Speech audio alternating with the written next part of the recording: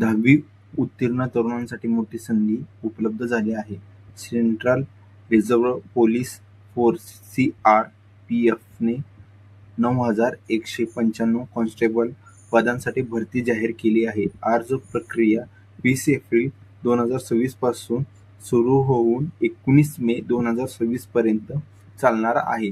इच्छुक उमेदवारांनी ऑनलाईन अर्ज करणे आवश्यक आहे.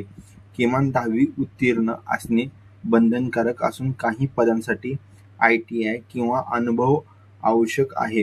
निवड प्रक्रिया फिजिकल टेस्ट, CBT परीक्षा आणि इतर टप्प्यातून होणार आहे. सरकारी नोकरीची इच्छा असलेल्या उमेदवारांनी ही संधी नक्कीच साधावी.